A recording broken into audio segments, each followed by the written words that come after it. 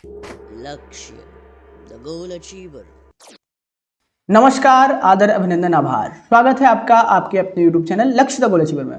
मैं सुधांशु तिवारी, आपका दोस्त और इस चैनल का होस्ट। आज मैं आपके सामने लेके आया हूँ एसएससी CHSL का जो पेपर हुआ था 14 मार्च के फर्स्ट शिफ्ट में, उसमें जो जीके के जितने भी क्वेश्चन आए थे उसका एनालिसिस लेके आया हूँ। जैसा कि आप सबको मालूम है कि इस समय एसएससी CHSL की परीक्षाएं चल रही हैं, तो जिनका आगामी किसी भी शिफ्ट में पेपर है किसी भी दिन, उनके लिए सेशन बहुत उपयोगी है। आप लोग जो है वीडियो को ध्यान से देखेंगे बिना स्किप किए, क्योंकि आपको भी मालूम है कि जीके जीएस के प्रश्न कई बार किसी भी शिफ्ट में रिपीट हो जा रहे हैं।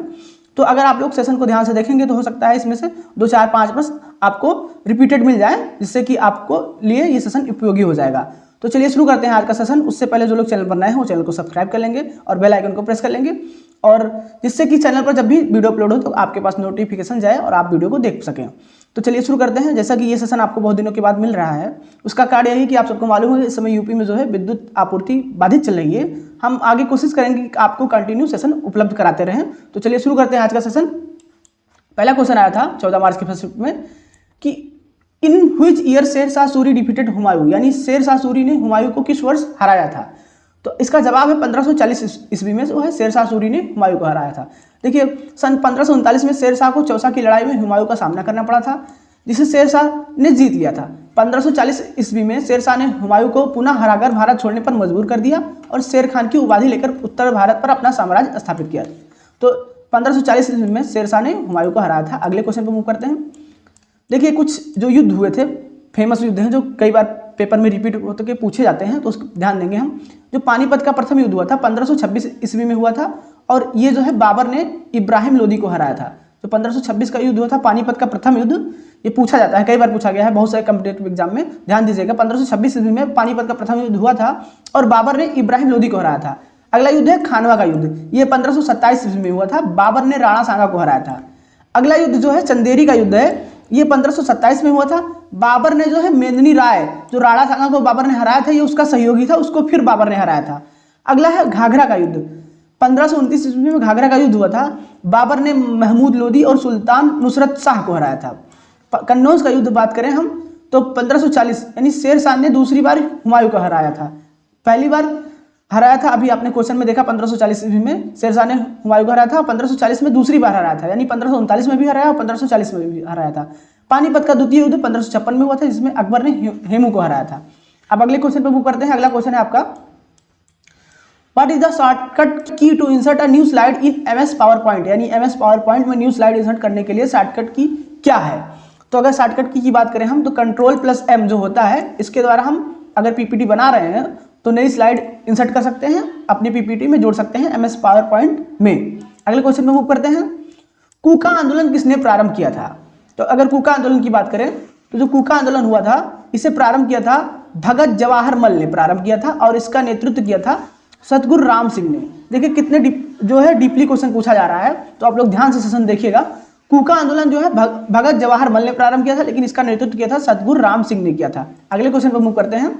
अगला क्वेश्चन है, निम्न में से कौन सा खेल टोक्यो ओलंपिक में शामिल नहीं था। तो आपको मालूम होगा टोक्यो ओलंपिक में जो है क्रिकेट शामिल नहीं है, अभी ओलंपिक में क्रिकेट को शामिल नहीं किया गया है।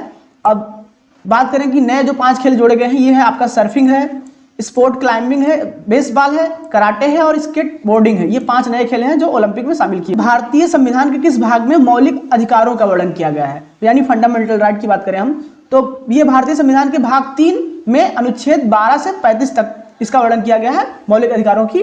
मूल रूप से संविधान में 7 मौलिक अधिकारों का प्रावधान था। पहले जो है हमारे संविधान में 7 मौलिक अधिकार थे, लेकिन संपत्ति के अधिकार को बाद में हटाया गया 44वें संविधान संशोधन के द्वारा। लेकिन संपत्ति के अधिकार को 44वें संविधान संशोधन अधिनियम 1978 द्वारा मौलिक अधिकार की सूची से हटा दिया गया। यानी अब हमारे पास मौलिक अधिकारों की संख्या है 6, पहले 7 थे अब 6 है, और इनको भाग 3 में रखा गया अनुच्छेद 12 से 35 तक। अगले क्वेश्चन पर मूव करते हैं। अब जान लेते हैं कि मौलिक अधिकार हमारे कौन कौन से हैं। तो आपका जो पहला है समानता का अधिकार, इसका वर्णन किया गया अनुच्छेद 14 से 18 तक। दूसरा है स्वतंत्रता का अधिकार, यानी आप कोई भी कार्य करने के लिए स्वतंत्र हैं, जो कि आप एक कानून के दायरे में रहकर कर सकते हैं।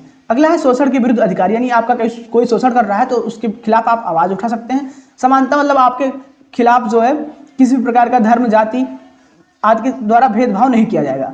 धर्म की स्वतंत्रता का अधिकार, यानी आप किसी भी धर्म को अपना सकते हैं। सांस्कृतिक और शैक्षिक का अधिकार, यानी ये अनुच्छेद 29 से 30 है। संवैधानिक उपचार का अधिकार अनुच्छेद 32 और संपत्ति का अधिकार यानी अनुच्छेद 31, ये अधिकार अब संपत्ति का हटा दिया गया है। अगला क्वेश्चन है जड़त्व के नियम को किस रूप में जाना जाता है? तो अगर हम जड़त्व के नियम की बात करें तो न्यूटन के पहले नियम को जड़त्व का नियम भी कहा जाता है। यह नियम यह बताता है कि यदि कोई वस्तु अगर विराम अवस्था में है तो वो उसी अवस्था में रहेगी और गति अवस्था में है तो उसी अवस्था में रहेगी जब तक कि इस पर कोई बाह्य बल ना लगाया जाए। तो यही होता है न्यूटन का जो है जड़त्व का नियम, और इसे फर्स्ट लॉ ऑफ मोशन भी कहते हैं न्यूटन का। अब बात करते हैं अगले क्वेश्चन की। तो नेक्स्ट क्वेश्चन पर मूव करते हैं। डिजिटल इंडिया वीक 2022 की थीम क्या थी? यानी 2022 का जो डिजिटल इंडिया वीक हुआ था उसकी थीम क्या थी? तो कैटलाइजिंग न्यू इंडिया टेक, ये जो है डिजिटल इंडिया के 2022 की थीम थी। अगले क्वेश्चन पर मूव करते हैं। अगला क्वेश्चन है आपका, भारतीय संविधान में विधि द्वारा स्थापित प्रक्रिया को किस देश के संविधान से लिया गया था? जैसा कि आप सबको मालूम है कि हमारे संविधान के बहुत सारे पार्ट जो है दूसरे संविधान से अंगीकृत किए गए थे, यानी लाए गए थे। तो जो विधि द्वारा स्थापित प्रक्रिया है किस संविधान से लिया गया था? तो अगर इसकी बात करें तो ये आपका जापान जो देश है इससे लिया गया था विधि द्वारा स्थापित प्रक्रिया। अब अगले क्वेश्चन में मूव करते हैं। अगला क्वेश्चन है आपका, इसके बारे में जान लेते हैं कि कौन सा कहां से लिया गया। भारतीय संविधान के प्रावधानों को किस किस देश से लिया गया है? भारत सरकार अधिनियम 1935 और अमेरिका, ये देखिए America, Ireland, Britain, Canada, Australia, Germany, USR, France, दक्षिण अफ्रीका, जापान और अन्य देशों के संविधान से उठाया गया है। जो भारतीय संविधान के प्रावधान है ये इन देशों से लिया गया। अब बात करते हैं कौन से देश से क्या लिया गया है। तो सबसे पहले हम अगर बात करें तो संयुक्त राज्य अमेरिका, इससे जो लिया गया है आपका मौलिक अधिकार, न्यायिक पुनरावलोकन, संविधान की सर्वोच्चता, न्यायपालिका की स्वतंत्रता, राष्ट्रपति और उस पर महाभियोग। और बात करें ब्रिटेन की तो इसमें जो है संसदात्मक शासन प्रणाली, यानी संसदात्मक जो होती है शासन प्रणाली, एकल नागरिकता एवं विधि निर्माण प्रक्रिया। आयरलैंड से आपका नीति निर्देशक तत्व लिया गया। यह कई बार पूछा जाता है कि नीति निर्देशक तत्व किस देश के संविधान से लिया गया है, तो आप लोग याद रखेंगे आयरलैंड से लिया गया है। ऑस्ट्रेलिया से आपकी प्रस्तावना की भाषा, समवर्त सूची का प्रावधान, केंद्र एवं राज्य के बीच संबंध तथा शक्तियों का विभाजन। जर्मनी से आपका आपातकाल के प्रवर्तन के दौरान राष्ट्रपति को मौलिक अधिकार संबंधी शक्तियां। कनाडा से आपका संज्ञानात्मक विशेषताएं अवशिष्ट शक्तियां केंद्र के पास हैं। दक्षिण अफ्रीका से संविधान संशोधन की प्रक्रिया, जो आपका संविधान संशोधन होता है ये दक्षिण अफ्रीका से लिया गया है। और मौलिक कर्तव्यों का प्रावधान जो है रूस से लिया गया है। जापान से विधि द्वारा स्थापित प्रक्रिया ली गई। अगला क्वेश्चन है आपका, माजुली नदी किस राज्य में स्थित है? माजुली नदी द्वीप किस राज्य में स्थित है? तो ये इसका जो सही जवाब है असम में ब्रह्मपुत्र नदी पर स्थित है। जो माजुली द्वीप है ये माजुली नदी द्वीप है, ये असम में ब्रह्मपुत्र नदी पर स्थित है। अगले क्वेश्चन पर मूव करते हैं। अगला क्वेश्चन है आपका, इसमें से कौन सा असम का प्रसिद्ध त्योहार है?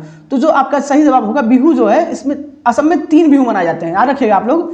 बोहाग जो होता है वो बैसाख अप्रैल के मध्य में मनाया जाता है। माघ जो है जनवरी के मध्य में, और काटी ये कार्तिक यानी अक्टूबर के महीने में मनाया जाता है। तो असम में बिहू जो है 3 त्योहार, बिहू फेमस त्योहार है और असम में 3 तरीका का बिहू मनाया जाता है। अगले क्वेश्चन पर मूव करते हैं। घूमर किस राज्य का लोक नृत्य है? तो घूमर जो है एक लोकप्रिय गाना भी आया था, आप लोग को मालूम होगा। घूमर जो है राजस्थान का एक परंपरागत लोक नृत्य है जो भील जनजाति द्वारा मां सरस्वती की आराधना करने के लिए किया जाता है। तो घूमर जो है एक लोक पारंपरिक नृत्य है जो राजस्थान का है। ये भील जाति जो होती है उनके द्वारा मां सरस्वती की आराधना करने के लिए किया जाता है घूमर नृत्य। हाल में किस गांव को भारत का पहला सौर ऊर्जा संचालित गांव घोषित किया गया था? सौर ऊर्जा संचालित गांव की बात करें तो उसमें विद्युत की हमें कोई जरूरत नहीं पड़ रही है, सब काम सूरज की रोशनी से हो रहा है। तो सौर ऊर्जा संचालित गांव घोषित किया गया। ये जो गांव है मोढेरा, ये गुजरात का गांव है। ये भारत का पहला गांव है जिसे सौर ऊर्जा संचालित गांव घोषित किया गया है। और प्रधानमंत्री ने गुजरात के मेहसाणा जिले में है मोढेरा गांव, इसको भारत का 24/7 यानी सौर ऊर्जा संचालित गांव घोषित किया। अगले क्वेश्चन मूव करते हैं। टोक्यो ओलंपिक में क्वालिफाई करने वाली पहली भारतीय तलवारबाज कौन है? तो इनका नाम है भवानी देवी, याद रखिएगा आप लोग। भवानी देवी तमिलनाडु की ही, इन्होंने टोक्यो ओलंपिक में क्वालिफाई किया था, तलवारबाज हैं ये। अगले क्वेश्चन पर मूव करते हैं। अगला क्वेश्चन है, संस्कृत के लिए सर्वश्रेष्ठ गंतव्य का अंतर्राष्ट्रीय यात्रा पुरस्कार 2022 किस राज्य ने जीता था?